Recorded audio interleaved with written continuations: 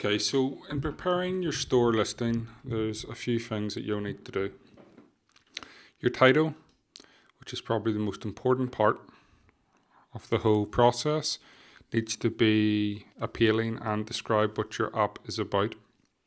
And when I say that, I don't mean keyword stuff, like do keyword, keyword, keyword, but you definitely want to include your main keyword in your title. So if your app is about golf tips, you could call your app Golf Tips or Zapable Golf Tips, but you definitely want to include the keyword in your title. And the short description, again, provide a short description on what your app is about. Remember to include your keywords as well. And then a full description. So this is where you can add a lot of information. Now, what you don't want to do is add a wall of text, because people just don't read it, and most people won't read it anyway. But what you want to do is you want to add text, and you want to try and keep it formatted. So you could have a paragraph and then bullet points, just listing what you have in your app. So you could have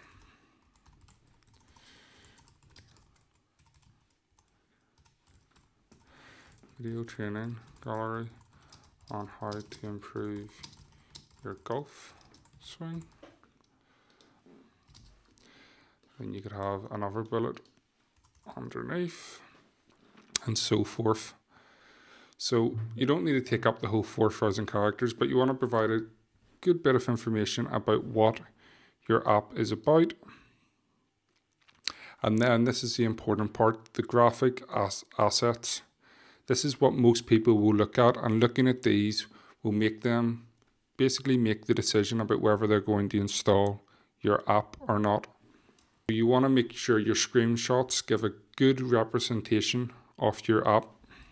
I mean, through our research, sometimes putting the screenshot inside a phone's image can improve install rate. Sometimes it doesn't improve install rate, but that's something that you'll need to test for yourself.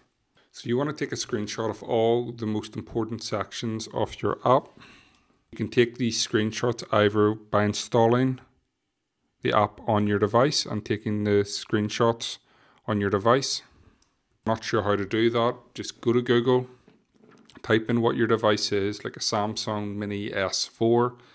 How do I take screenshots with a Samsung Mini S4? And then it'll give you instructions on how to do that. Or if you want, you can just take screenshots from the emulator within Zapable. This here is the emulator.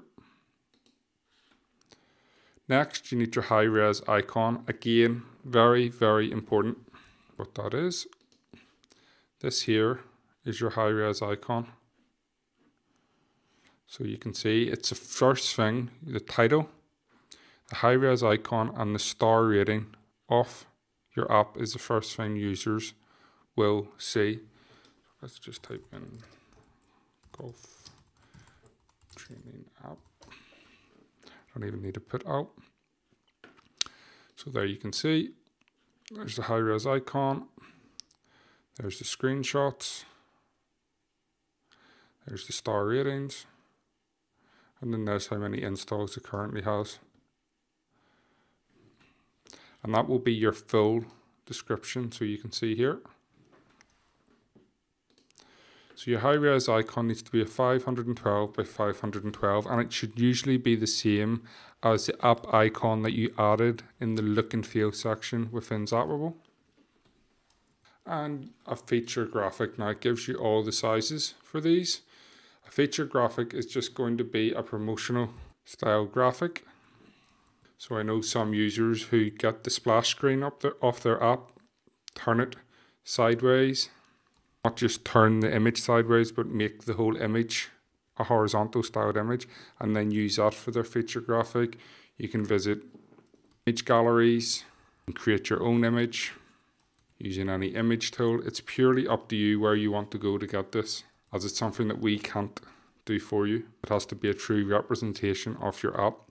So if you're building an app for a local client, I highly recommend that you get a design done. You could even check out Services such as elance.com to hire someone to design images for you every now and again.